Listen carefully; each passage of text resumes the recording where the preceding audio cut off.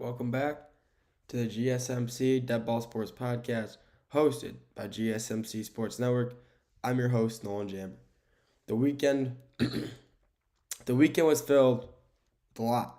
NFL draft went on, finished up on Saturday. Talk about that. NBA playoffs still rocking and rolling. We'll talk about that. Today is gonna be like it has been the last week or so, NBA and NFL content. So we're gonna stick with that. We're gonna stick with that. We're gonna start it off by talking about the NFL draft. To recap, break it down. Before we get into any of that, though, tips and donations.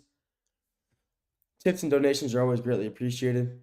By tipping and donating, it shows that you guys care about the content that we're putting out, and we're putting out the best content that we can. So if you do want to show your support and you want to tip or donate to us and you're in the live stream, feel free to do that with the super chat and sticker feature. And if you're not in the live stream and want to tip or donate, feel free to do that with the two links in the YouTube bio and in the description. If you don't want to tip or donate and you still want to show support, feel free to leave a comment on the YouTube video, the YouTube short video that we post, or the live stream comment section. I'll see the live stream ones as soon as they pop up. So if you want to ask a question, I'll get to that as soon as I can. And like I said, though, even if you want to tip or donate, show your support, feel free to do that with the super chat and sticker feature if you're in the live stream. And if you're not in the live stream, the two links in the bio and in the description. With that being said, let's get into topic number one for today. With that being the NFL draft recap/breakdown. The NFL draft is finally concluded. Well, it concluded on Saturday, but we weren't working on Saturday. We were watching the draft. But it finally concluded on Saturday it was finished in Green Bay. It was Green Bay. First time in a while it was in Green Bay. And I finished, I believe I saw around 600,000 total attendees from the week, which is very impressive. 600,000 is a very, very impressive amount of people to show out for a draft. The draft, I feel like, is getting bigger and bigger each year. More people are showing out. More people are coming out to support their city. And it's awesome seeing people go out and show their support. But the NFL draft had a lot of twists and turns, I guess you could say. You got, sorry about that. You got, Travis Hunter, Cam Ward, first two overall picks. Shedeur Sanders jumping all the way down to the fifth round. It was insane. A lot of guys were taken early who were expected to. A lot of guys weren't taken early who were expected to go pretty early. So obviously we'll talk about that. The first three overall picks, Cam Ward, Shedeur, Abdul-Carter. Those three were the guaranteed. I think everybody who followed the draft, who followed college football, agreed those three will be the first three overall people to go in the draft. And they were. And it was only a matter of what team chose them. We all knew Cam Ward was going one. The Titans needed a quarterback, and Cam Ward is their guy to help solve their quarterback problem. And, they took their sweet time. I'm not sure why they took so long to draft him at the first overall pick because they knew they were going to take him. But, they got him first overall pick, and Tennessee has got themselves, hopefully, a new franchise QB to bring them back to where they were back in 2021 with the first overall seed in the AFC. Then you have, Travis Hunter and Abdul-Carter. No one really knew which one was going to be first overall or second and third overall. It was kind of a toss-up who was going to get which one. But in all of my mock drafts, I had Travis Hunter going number 2. I thought the Browns were going to take him, and I was right. He went number 2. He just didn't go to the Browns. He went to the Jacksonville Jaguars, who ended up trading up to the 2 seed and gave the Browns a lot of picks, and they gave him a lot of load. They gave them a lot to get the second overall pick, and they got it. Drafted Travis Hunter. And, the Jags, they got a generational talent in Travis Hunter. Two-way player, Heisman winner, could come back and, maybe bring the Jags back to what they were back in 2018 when they made it to the AFC Championship. We know with Flores, phenomenal team. We had, Jalen Ramsey was still on that team. But, maybe Travis Hunter alone is good enough to finally bring back Jacksonville to, what they used to be. A good, a decent team. Not amazing, but not the laughing stock of the league. I mean, Travis Hunter is just that good of a player, and maybe if he's good enough, hopefully he is, he will bring the Jacksonville Jaguars some success, and maybe, I don't know, maybe a playoff, who knows? But I wouldn't be surprised if within a year or two, not this year, I don't think he'll make an I hope he makes an immediate impact, but I still think the Jags are very, very limited on a lot of their play. I think Trevor Lawrence, I just don't think he's that good of a quarterback. I mean, they just signed him to a pretty big extension, pretty big deal. So, the Jacksonville Jaguars think he's a pretty good quarterback, but overall, I don't really think he's the best. I mean, then you got, excuse me, I don't know why I'm so tired. They got Travis Etienne, great running back, but he's injured a lot, and he was injured like almost all of last year, so that's a problem for him. But I mean, you got, like I said, Travis Hunter, the best overall athlete in the draft, two-way player, quarterback and receiver. Hopefully, he can, bring some promise to the Jacksonville Jaguars team and bring them back to what they once were. Abdul Carter to the Giants at 3. I mean, that's what I thought was going to happen the entire time. I thought he was going to the Giants, and I was right. Him, Kayvon, and Dexter Lawrence is going to be a very scary defensive line. Honestly, I think the Giants in general had a very good draft. Cam Skattebo out of ASU, very underrated running back. He was very slept on all season, and a lot of people didn't really know who he was until that playoff game. And me neither. I really didn't, follow ASU football a lot this year. I have some friends who go to ASU, but I'm not asking them, how these guys do this weekend. Like, I'm not asking them that. I don't follow them. But seeing ASU, make a name for themselves this year, make it all the way to the playoffs, first ever 12-team playoff, and they made it. I mean, they made a name. Cam Skattebo was the reason they were still in that game against Texas that entire time. He was making catches downfield, making big runs. I mean, he's an absolute tank. And the Giants got probably the most underrated running back in the draft, the best defensive player or defensive end in the draft, I'll say. Maybe not the best overall player, but the best defensive end. Maybe the best defensive player. But they got some really good players out of this draft. The Giants had a very sneakily good draft. And, they're going to be a good team. The Giants this year could, maybe take a leap, with this young core they just acquired, and maybe make a. I mean, NFC East is a bloodbath. Eagles, Commanders, Cowboys, they are going to be. It's a very hard conference every year, except for 2020. That year they didn't count, but NFC East is very lethal, very scary division to play in. I mean, just so many good teams in there, and I mean, it's going to be very hard for them to take the next big step because of how good that conference is, division. But if they're able to, they can, if they can somehow play good enough, maybe make their way into a wild card spot this year. With that young roster they got, I wouldn't be surprised. Just a thought, something to think about. Then we got, some other teams. Seahawks, Jalen Milroe, 3rd, 4th round pick. It's kind of crazy. Talk about his first. Shedeur Sanders. He was, it's Shedeur Sanders. Everybody thought top 10 pick, top 1st round pick for sure. He drops all the way to the 5th round. And he could have went a lot earlier. The Browns could have taken him in the 3rd round instead of Gabriel. The Seahawks could have taken him over Milroe. The Saints could have taken him over Tyler So.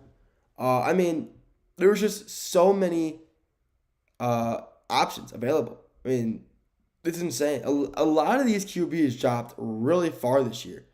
Will Howard out of Ohio State. He went in the 5th round to the Steelers, who needed a quarterback, so I'm glad they got one.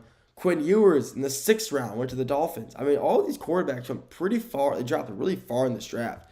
And it was kind of surprising to see these big-name quarterbacks who thought, they could make some noise, drop to the 5th and 6th rounds. But obviously the best obviously you got the really good quarterbacks who are going 1st round.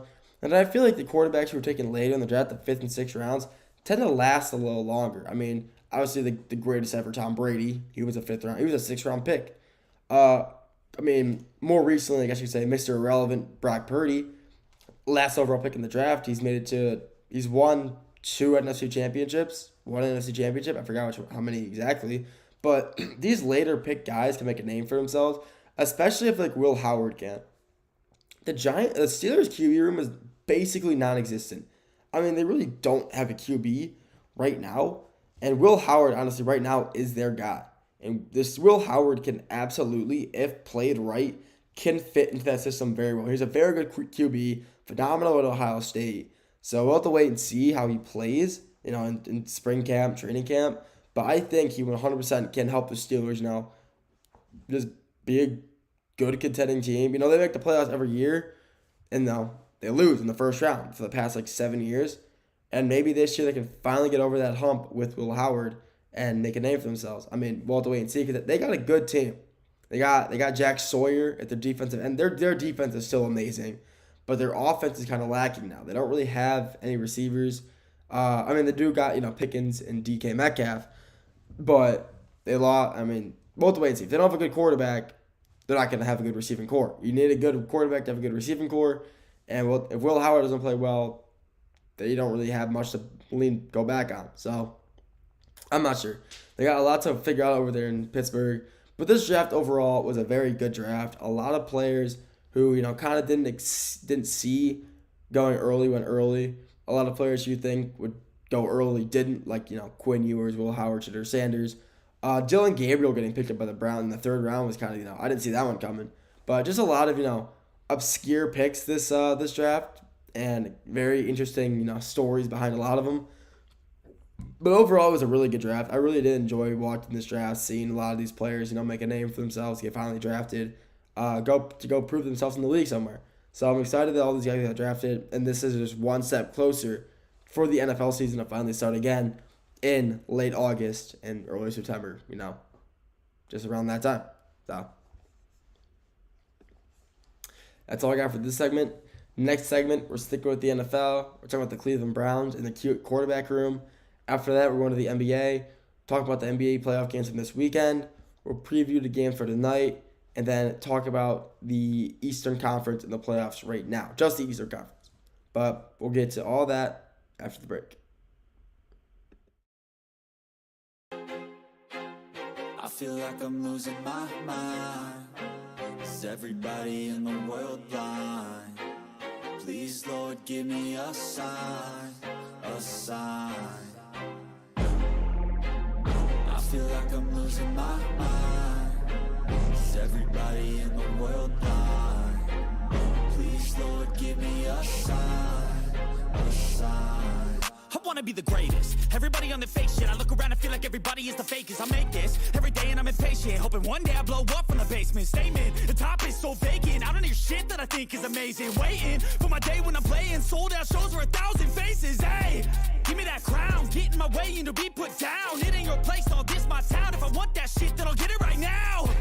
I'm losing it, the noose it fits. I'm losing shit, a stupid myth. You choose to live or choose to dip. You choose to fight or lose your grip and lose a gift. I feel like I'm losing my mind. Is everybody in the world blind? Please, Lord, give me a sign, a sign. I feel like I'm losing my mind. Is everybody in the world blind?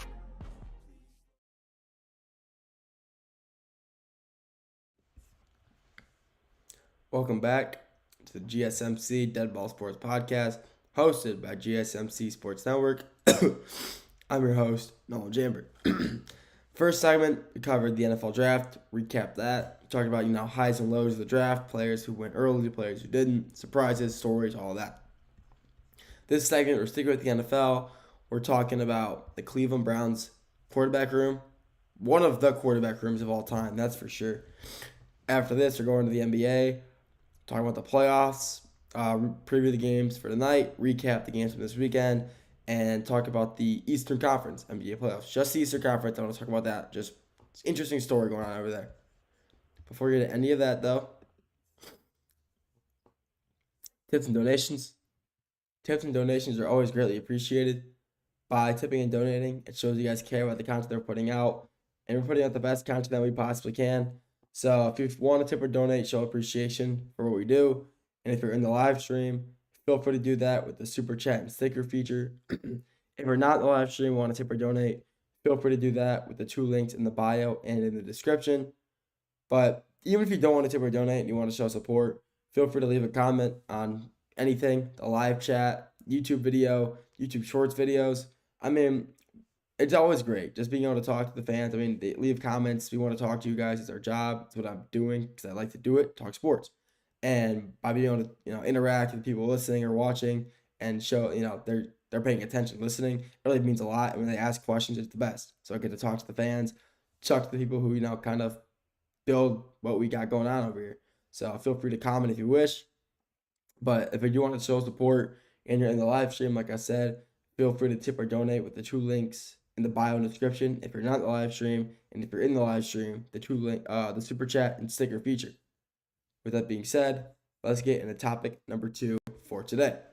The Cleveland Browns now have 5 quarterbacks in their quarterback room, and those 5 being Deshaun Watson, Kenny Pickett, Joe Flacco, and the 2 new draftees, the 2 rookies, Dillon Gabriel and Shedeur Sanders.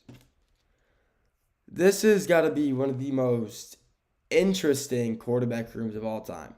I mean, when have you ever heard of a team not only drafting, drafting a quarterback and, the draft is fine. Drafting 2 quarterbacks in the 3rd and 5th round to make it fine. I mean, that's insane. I mean, I feel like I don't think I've ever heard of a team having 5 quarterbacks in their quarterback room to start the season, and the Browns would be the ones to be the first team I've ever heard of to do that. I mean, the keepers they got really aren't much. I mean, I think Kenny Pickett is gone.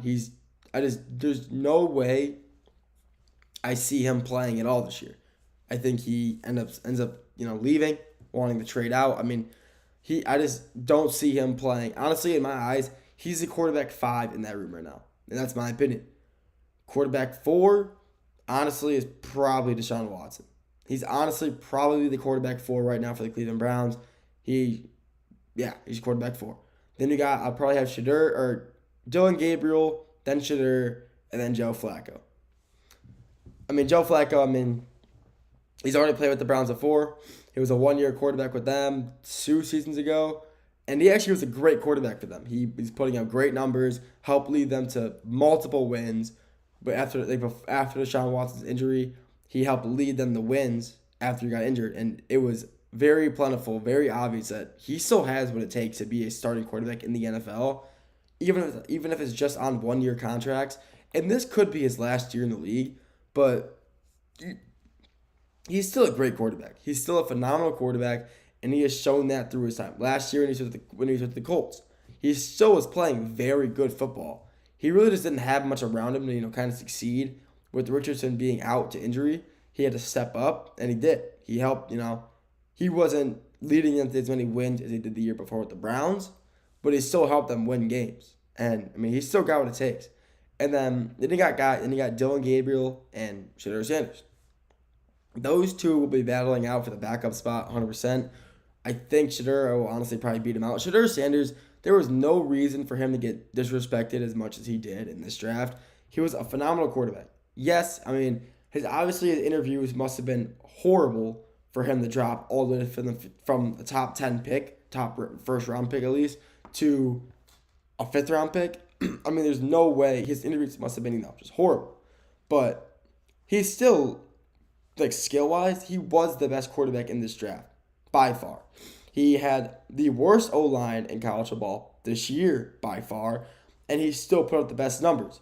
Yards, completions, touchdowns, all that. He did have some, he took sacks. He takes a lot of sacks. He scrambles, but he makes, some questionable throws or, just goes down. And, every quarterback does it, but he does it a lot more frequently, I guess you could say, than most quarterbacks. He's still, a phenomenal quarterback, but, there was just no reason for him to fall to the 5th round. Absolutely no reason for him to fall all the way to the 5th round of the NFL draft. No reason at all. Then I'll say Dillon Gabriel is probably going to be the 3rd string. Heisman finalist, great quarterback for Oregon. Dillon Gabriel was a great quarterback this year. Like I said, he's Heisman finalist. You're not a Heisman finalist for no reason. He was the only person in that Heisman room this year besides, I mean, he was one of the 3 quarterbacks, what I meant to say. Genty was the only running back, and the other 3, or besides, it was weird. I mean, he was a great quarterback. He really helped Oregon this year he helped them a lot. I'll say that. They lost the Big Ten championship game to Ohio State. It wasn't really a close game. He didn't have the best game. But Ohio State's pass defense is one of the best in the college football, probably the best. And he got shut down all game. So, yeah, he didn't have, the best end to a season, losing the Big Ten championship. Yeah, they weren't done after that. But losing that game kind of brought back the agenda that Oregon just can't win the big one, and they're right, and they haven't won a big game, and I don't know, they just haven't done it in a while. And he's still a great quarterback. Don't get me wrong. Like I said, you're not a Heisman finalist for no reason, but I mean, he made it 3rd round quarterback above Shedeur Sanders. I mean, the Browns obviously see something in him. Granted, the Browns quarterback situation has never been that good, besides Baker Mayfield. But so saying they see something in him, isn't the greatest thing in the world. It's not saying a lot, but he's still drafted in the 3rd round. One of the first, I think he was the top 5 quarterback in the draft to be taken this year, and I mean, he's a great quarterback. Don't get me wrong. So like I said, him and Shedeur will definitely be battling it out for the 2nd, 3rd string quarterback position, but it's only we'll have to wait and see come training camp how he performs, but I do think he will end up losing to Shedeur Sanders and being that 3rd string quarterback. Then you got Kenny Pickett and Deshaun Watson. Kenny Pickett is non-existent. There's just absolutely, he got his ring in Philly and he got traded, and there is just absolutely no way I can see him touching the field at all this year unless all 3 of them, Gabriel, Shedeur, and Joe Flacco, all manage to either get hurt or just play absolutely horrible. Kenny Pickett is just not, I'm not going to say a bad quarterback, but he's just not that good of a quarterback. He's, run-of-the-mill. He's a solid backup, but he's just, the Browns just have already 2 good backups, who will be Dillon Gabriel and Shedeur. They're both good enough. I just don't see him touching the field at all. He'll just sit the bench, make his money and be quiet, and that's fine. And then obviously Deshaun Watson, he's out. Another Achilles injury. I mean, it does suck. The Browns signed that guy for guaranteed $250 million, and him being out for 2 seasons basically. It does suck. He never got to really prove himself again after he came back from injury last year. He just couldn't hold on. He really didn't play well. He hasn't played well since he came back from, everything that happened to him. With the massaging and all that stuff, all that terrible stuff that, was said.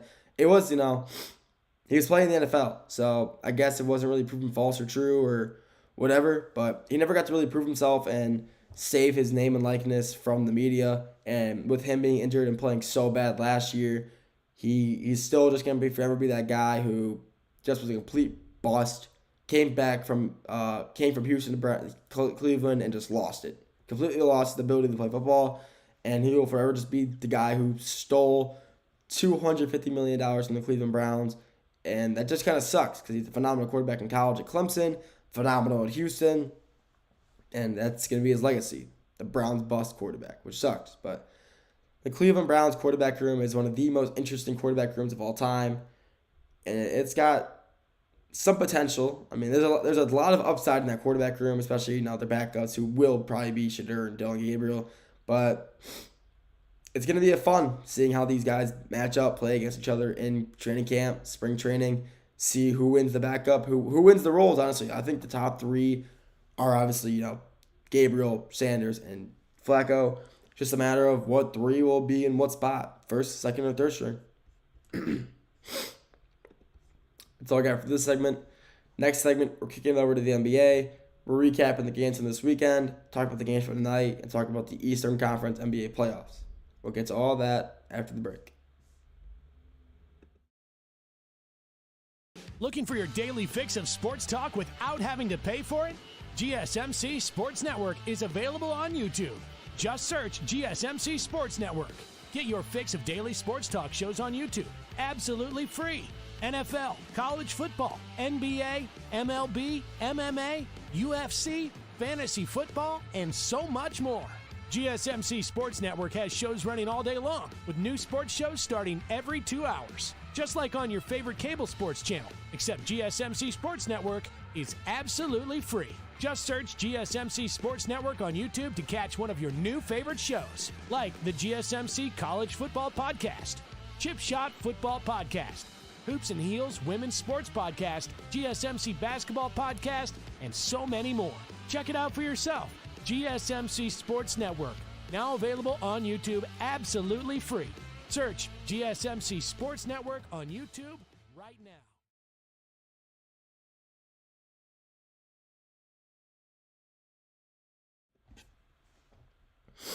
Welcome back to the GSMC Dead Ball Sports Podcast, hosted by GSMC Sports Network. I'm your host, Nolan Jambert. First two segments, talk about the NFL Draft, and then talk about the Cleveland Browns. The quarterback room is one of them. This segment, and for the rest of the show, we're talking about the NBA.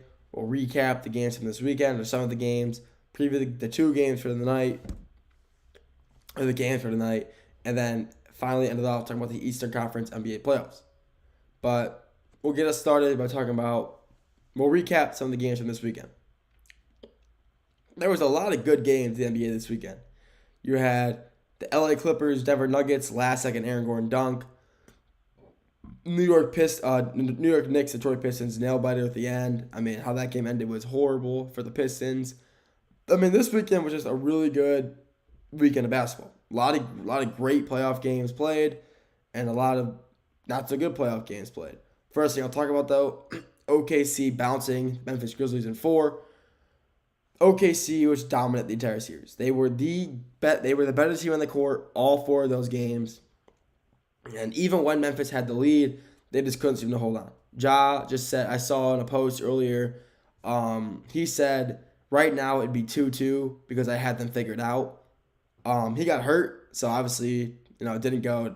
If it would be 2-2, I guess you could say, but he got hurt, so it ended up being 4-0. But John Morant's saying it'd be 2-2 right now without him getting hurt. Would that be true? I really don't know. John Morant, he was playing really good that entire series. He was playing some pretty good basketball. He was being kind of the staple for that team, I guess. But he wasn't the best scorer, which is unfortunate. You got Scottie Pippen Jr. was probably the best scorer the last 2 games, even though they lost. When they had those leads at halftime in those last 2 games, Scottie Pippen Jr. was the best player on the court for the Grizzlies that game. And he's a great overall player, very young, a lot of potential with Scottie Pippen Jr. But if him being Memphis Grizzlies just aren't the best team. Yeah, they made the playoffs, they were a 10 seed, whatever. But the 10 seed in the playoffs or the 9 seed, but they just couldn't figure it out. They really couldn't figure it out, and OKC just played better than them all 4 games. First game they beat them by 50. Second game by 30 or 25. It was never really close. That series, I predicted it to be either a 4-1 win or a 4-0 win, and I was right. Memphis just isn't nearly as good as OKC in any aspect, unfortunately. But Memphis, when you fire your head coach 2 weeks before playoffs, that's gonna happen. When you have an interim head coach stepping up for the playoffs against the best team in the league, you're going to get manhandled. You don't have the right rotations. You have to deal with injury. You got to figure out players to, rotate in. It was a bad situation for the Grizzlies, firing their coach at the worst possible time, and the players just not stepping up when needed. And playing the best team in the league is that's gonna hurt as well. So, OKC moving on to the Western Conference semis. Who they'll end up playing? It's either gonna be the LA Clippers or Denver Nuggets. But let's talk about that now. LA versus Denver. This series is by far the best series in the playoffs right now. This is so evenly matched on both sides. Both teams are just perfect matchups for each other. And that game end on Saturday had to be honestly one of the best basketball games I've watched in a long time. In a very, very long time. That Denver Nuggets LA Clippers game for the 4th game in that series is one of the greatest games I think I've ever, one of the best games I've watched in my life. It was just so close the entire time. The ending of the game was, I mean, it was amazing. It was cinema. When you have Jokic hitting a step around, like fadeaway three off 1 foot, completely airballs it, and Aaron Gordon somehow predicts the ball perfectly in the air, jumps up, and just slams it down. I mean, that's just a perfect way to end the game for the Denver Nuggets. I mean, they were down, or it was a tie game, down 2-1 in the series. They lose that game. They're going back to Denver down 3-1. That's never good. You hate it. It'd be horrible to go back down 3-1 to your own home court, but it would be good because they're going back to their home court. But still, being down 3-1 in the series is never easy to come back from. And Aaron Gordon just saved them. Aaron Gordon saved the Denver Nuggets that game, and honestly, maybe the rest of the series. But that the game itself was just phenomenal. It was close the entire time. Zubac versus Jokic is still proven to be the best overall one-on-one matchup in this postseason so far. They have matched up against each other so well the entire series, and it's just amazing to watch. Jamal Murray versus James Harden, great watch. Kawhi Leonard versus whoever's guarding him, whether it be Porter Jr., Aaron Gordon. I mean, Kawhi's just been hooping. I mean, it's a phenomenal series, and this series is still looking like it's going to go to 7, and I'm so ready for that. It's just like I said, the best series of basketball right now. I cannot, when they're playing, my full intention is on that game.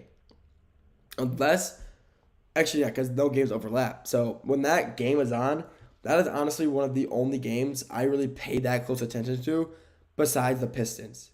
Because I'm a Pistons fan. So watching that Clippers game that intently is literally, it's like I'm watching a Pistons game with how close I'm like watching, paying attention, following. So, I mean, it's amazing. The series itself, like I said, is just absolutely phenomenal. There's no reason that this series does not go to 7. I just don't think it ends with, a team winning in 6. I think it goes to 7, and that I hope so. It's a phenomenal series. And then we got the other series I want to talk about. Knicks versus Pistons. This hurts, man. Hurts to talk about. Pistons going back to New York down 3. I mean, the Pistons, they just couldn't. I mean, they should have won yesterday. They really should have. They were up 8 points with 5 minutes left. And then, for some reason, Karl-Anthony Towns just wants to hit the greatest shots, the deepest threes you've ever seen. I'm not sure why he can shoot so well from so far out, but it's just annoying. And it doesn't help when JB Bickerstaff, head coach of the Pistons, calls a challenge 5 minutes into the game. That was just not a good play by him, not a very smart decision. And it's like he was kind of reminding me, because I saw Dan Campbell at that game. It reminds me of Dan Campbell going for, a fake punt on the Lions own 10-yard line, and it's not succeeding. Like, he went for a very risky play. It didn't work out, and that cost the team the game. He should have never called that challenge. He could have called that challenge any other point in the game. It probably would have helped them. And he used that challenge, lost it for the game.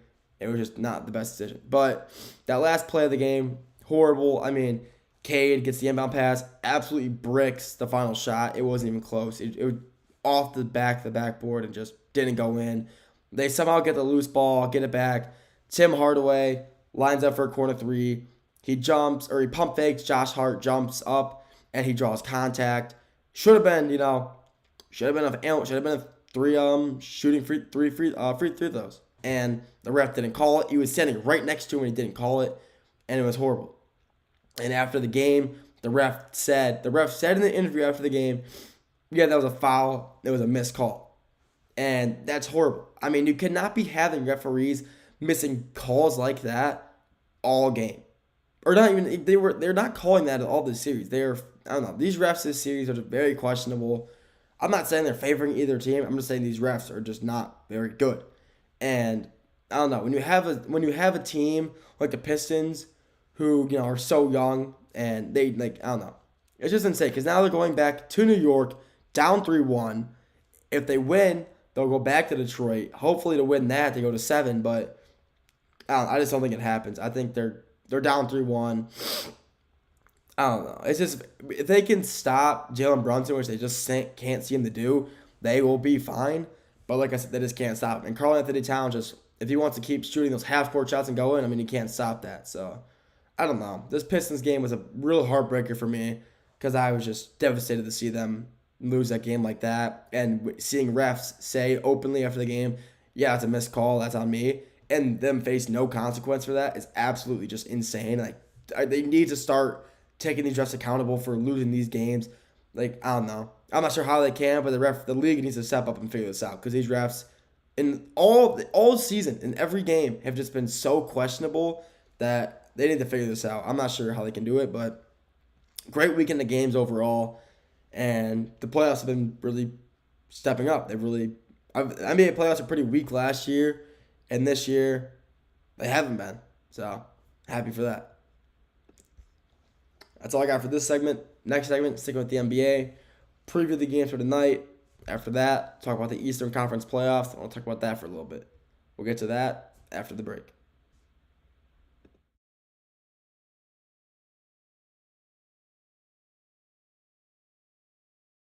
For the best and latest podcasts available anywhere, go to the podcast app on your cell phone and type in GSMC to access free content-rich podcasts on health and wellness, book reviews, sports, entertainment, relationships, social media, movies, technology, finance, and even weird news. Subscribe and download the GSMC Podcast Network's family of shows, available everywhere podcasts are found.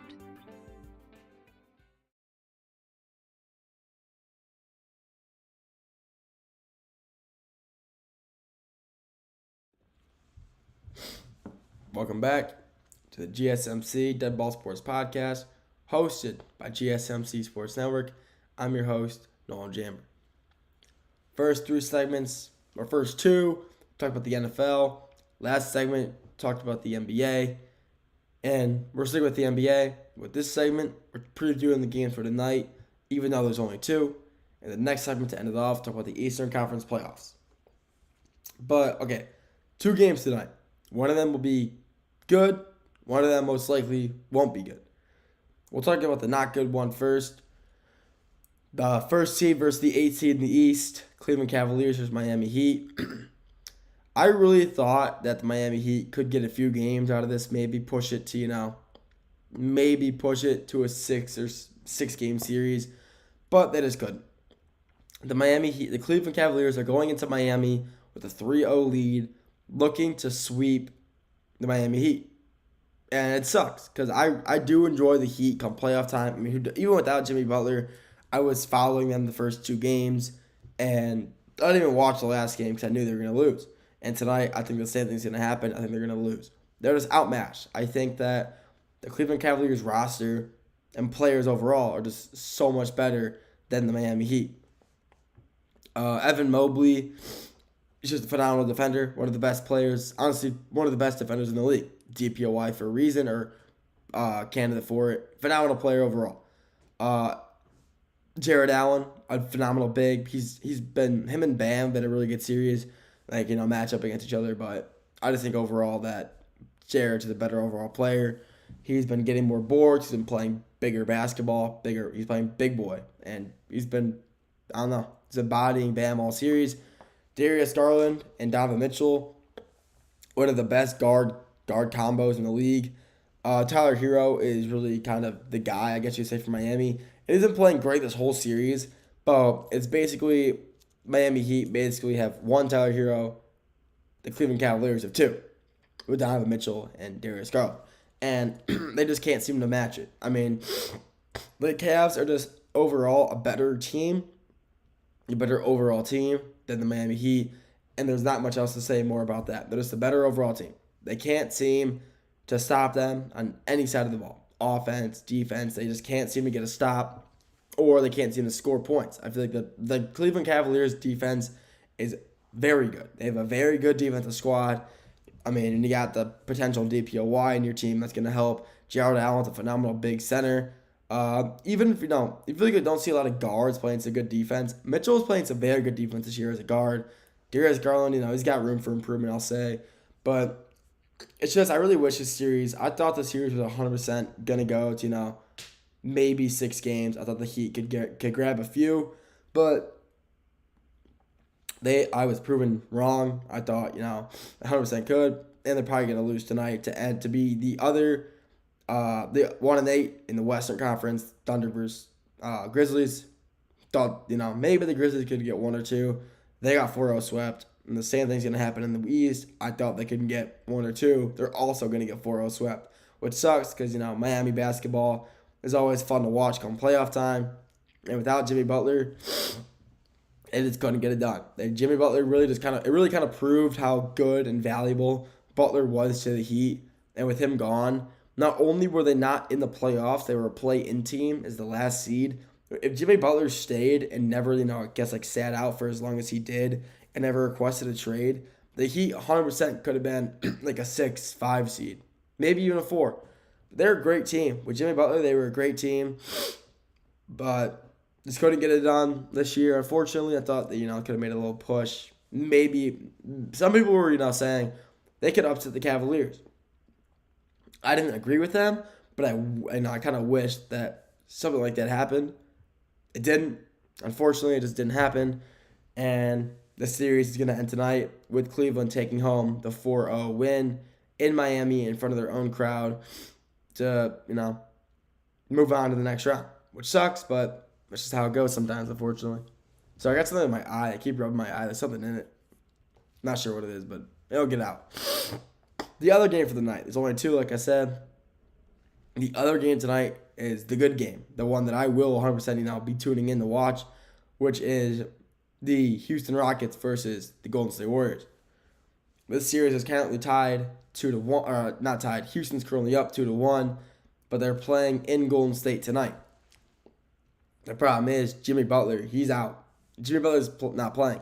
He had that injury, that pelvic contusion, I believe is what it was, and he's out. I mean, he may come back maybe next series if they make it there, but with Jimmy Butler out, it's not looking too bright. I mean, Jimmy Butler, when he was playing, was such a valuable player for the Golden State Warriors come playoff. I mean, he was in the Heat too. He was a very valuable player come playoff time, and playoff Jimmy was really in effect. And with him gone, it's a huge miss. I mean, it just sucks. I mean, you still got Steph Curry, who's still shooting phenomenal. You got Draymond Green, who's playing great defense. But you don't really have a set-in-stone center. Moses Moody, I mean, yeah, but he's more of a forward than a center, honestly. So they really don't got, they can't match. Alperen Sengun is, the best player. He's the best big on the court when he's out there, and he's playing great so far this series. Jalen Green's been playing really good. Armen Thompson has shown why he was a top 5 pick last year. Phenomenal overall player. The Houston Rockets, even as a 2 seed, I thought, very inexperienced in the playoffs, very young team. If Jimmy Butler stayed healthy, I think they'd be up 2-1 right now and possibly getting the 3-1 lead tonight to, upset them in the playoffs. But with Butler being out now, I just don't see it happening. I think Jimmy Butler being out was a huge loss for the Warriors. And I think, if they manage to win tonight, I could still see the Houston Rockets winning at 6. Just they're better. Yeah, experience matters in the playoffs. But when you have a team with a fully healthy Rockets team, who is one of the best teams in the league, versus a injured Warriors team against really basically just Steph Curry, they're gonna win. They're gonna win this series. And I honestly thought, I was a firm believer on the Golden State upset. But like I said, with Jimmy Butler being out, that's kind of just gone away from me now. I've kind of flown past that. I've kind of accepted that hopefully they can, come back and take it to 7. Will they win it? I doubt. Unfortunately, it sucks to say it. I doubt that it happens. But that's playoff basketball. Stuff happens. Teams lose players, and next guy up's got to step up and play the best ball that he can, which does suck, but it's how it is. So hopefully they can come back, win a game or 2, take it to 7, maybe move on. Maybe advance and fight to survive. But we'll have to wait and see. But tonight's going to be a very, very important game in Golden State, playing at the Oracle.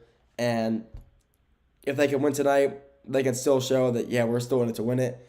If they lose tonight, I'm calling it series. I'm calling it at that point, which sucks because this is supposed to be, like a really good series. And losing Jimmy Butler, if he's the key deciding factor, and the Warriors losing 4-1, brutal break. It's a horrible loss for them, but hopefully they win, and Jimmy Butler can come back healthy next series and just continue to dominate like he's done so far in the playoffs.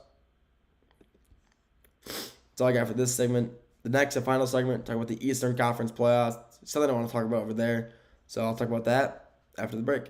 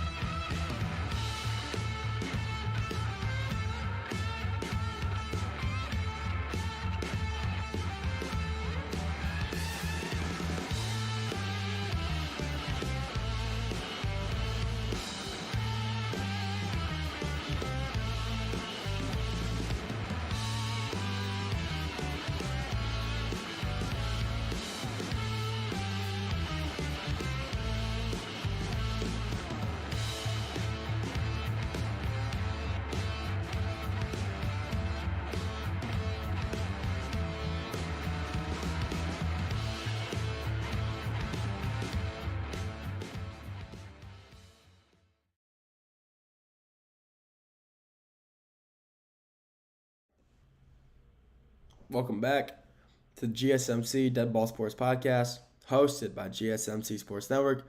I'm your host, Nolan Jamber. First 4 segments, we covered the NFL draft, some recap of that, broke it down a little bit. Second segment, talk about the Cleveland Browns quarterback room. It's interesting. Go check it out. It's interesting. Segment 3, we covered the playoff games from this weekend, recap some of those games. Last segment, we talked about the preview of the 2 games for the night. In this, the final segment, the NBA Eastern Conference playoffs. The Eastern Conference. Here, I'm gonna say this. I'm just gonna say it. I'm gonna say the record, current score, series score, whatever, for every Eastern Conference series right now. 3-1, 3-1, 3-1, 3-1. Actually, no, 3-0. Sorry, 3-0, 3-1, 3-1, 3-1. It is insane that every game, every series in the Eastern Conference playoffs, in the Eastern Conference, is literally just a blowout. Not a single close series. The first series, 1-8, like tonight. On the 3-0 series, Cleveland winning 3-0 against the Heat. It's going to be 4-0 tonight. That series is over. Pacers versus Bucks, 3-1. Granted, Dame came back for 2 games and just tore his Achilles again yesterday. Absolutely brutal beat for the Bucks, by the way. It's horrible. They're gonna lose Giannis now too. He's leaving 100%. But 3-1 there. A blown referee calls by the Pistons game lead the next to a 3-1 series lead. I mean, Orlando Magic getting manhandled by the Celtics, 3-1 there. I mean, the Eastern Conference playoffs is just so weak, and the series just aren't even fun to watch. I mean, these games, besides honestly the Knicks-Pistons series, all of these games are blowouts. The Pacers have won their 3 games by 20-plus points each. The Bucks, when they won, only won by I think it was 10, I'm pretty sure. These games aren't even close. Orlando's getting manhandled by Boston in most of these games. Cleveland hasn't kept it close with Miami. I mean, they're just not good games. I mean, it's just a problem when the Eastern Conference is just so much weaker compared to the West. And, you get the Eastern versus Western Conference Finals winners matchups in the NBA Championship. And the Western Conference, it's always a great match. I mean, last year, everybody thought the Celtics were going to lose to the Mavericks, but the Celtics came out on top. And everybody says, the Celtics had a cakewalk. Well, they kind of did compared to the West. The Eastern, I'm not saying the Celtics title should be not verified. It was a win. NBA championship is a win. But it's a cakewalk compared, the Eastern Conference compared to the Western Conference. The Western Conference is just nowhere near as good, as skillful, as, powerful, I guess you could say, compared to the East. They're just nowhere near the skill. The skill gap is a big difference. It is a huge gap. It's like an A team versus a B team. If you're looking at the conference-wise, the Eastern Conference is just a lot worse. The teams aren't as good. The series aren't as good. Like I said, every series right now in the East is either the 3-0, the 1-3-0 series, or the 3-1 series.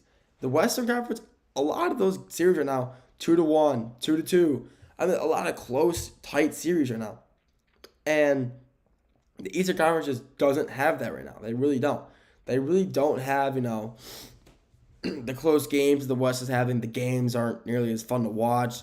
Blowouts. The Eastern Conference is really just kind of just slacking. It's really lacking, and it's just a lacking conference. I'm not saying they're bad, but compared to the West, they're just not nearly as good. The Eastern Conference, these games, like I said, they're just kind of blowouts. They're not very close. They're not fun games. Yeah, if your team's in the East, like mine, I'm a Pistons fan. My team's in the Eastern Conference. The games are, I like watching the games, but seeing them down 3-1 because, bad reffing or whatever, the previous game, which should be 2-2, it just sucks to see. You see, the Bucks, yeah, they didn't win last year against the Pacers. They're not going to win this year against the Pacers. You lost Dame to a blood clot for a few months. He comes back, plays 2 games, and tears his Achilles, which is horrible for him. Prayers up for Damian Lillard. But Dame's career might be over now because of it. He might have to call it quits. He's been too long in Portland, and by the time he got to Milwaukee, he was kind of, showing, he was already slowing down a little bit. And with him possibly retiring, Giannis is still playing phenomenal, but it's really just him. Without him, the Bucks are not making the playoffs. I'll say that the Bucks are not making the playoffs without Giannis, and Giannis is most definitely going to request a trade this offseason, and honestly probably end up in New York. Not the Knicks, the Nets. Thank God, not the Knicks. The Knicks, they already got Cat. If they got Giannis too, I'd be livid. I'll just say that. But I don't know. These series are just, like I said, not nearly as complete and competitive as the West. David Stern, I'm not sure what he had going on. I'm not sure how he did it, how he was, when he was the previous GM compared to Silver. I'm not sure how we had these games so close and competitive. Both conferences were so close and competitive. I'm not sure how he did it, but Adam Silver, he's got to figure it out. He's got to find out his secret formula or something. Because for the past few years, honestly, the West has just been so much more dominant in the games, in playoff series, and overall games. A lot of the games when Eastern Conference teams are playing Western Conference teams, when it's like a comparable 6 seed versus 6 seed. Let's say right now the Pistons, who are the 6th seed in the East, played. Who's the 6th seed in the West? The Timberwolves. But the Timberwolves. It could be a close game, but overall the Timberwolves would probably beat them. I'm going to say it's going to be close, but realistically they probably lose by 20 points. The Timberwolves are just that good of a team. Denver versus LA. Both of those teams, Denver Nuggets or the LA Clippers, they would be a 1 seed in the East. I will say that right now. Either one of those teams, a 4 or 5 in the West, being comparable to a 1 seed in the East is just not a good look. Hell, maybe even the Timberwolves could be a 1 seed in the East if they played there. I doubt it, but, who knows? The Eastern Conference is just not nearly as competitive. I hate to say that because, it's just been kind of the saying the past few years. It's not nearly as competitive and complete as the West, and they're right. I'm not sure when Adam Silver stepped in. I kind of feel like it kind of took a big lean more right towards the West. I'm not sure how, but I feel like a lot of the worst teams are in the West, and they're getting all these good players through the draft, and within a year or two, they're dominant. I mean, look at the Rockets. They were a 500 team last year, and now all of a sudden they're a 2 seed in the West. How is that possible? Where'd that jump come from? But then you got guys like in the East, like the Pistons, 14 wins to a 6 seed. So it really just kind of is based off the team, the leadership of the team. But overall, like the East, I've been just kind of rambling on about how the East isn't nearly as good, but they really aren't compared to the West, and it just sucks to watch.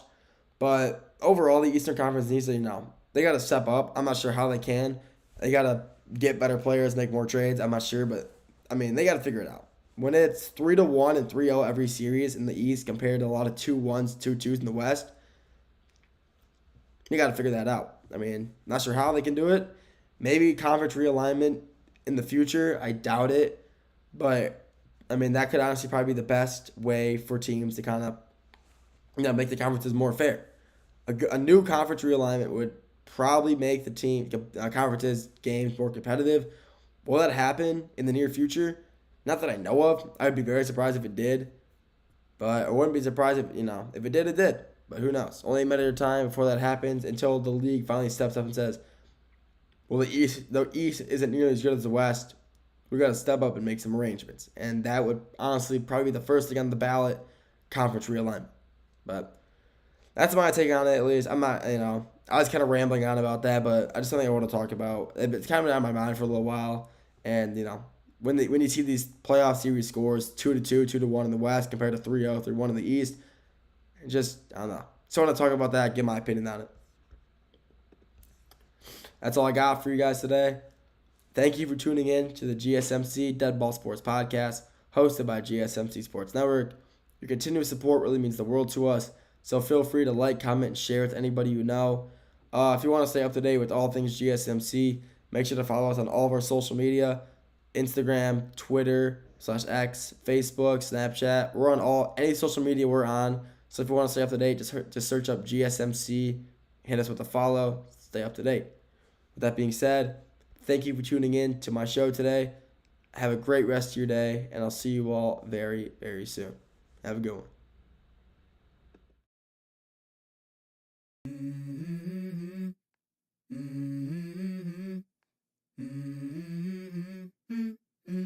Let's go.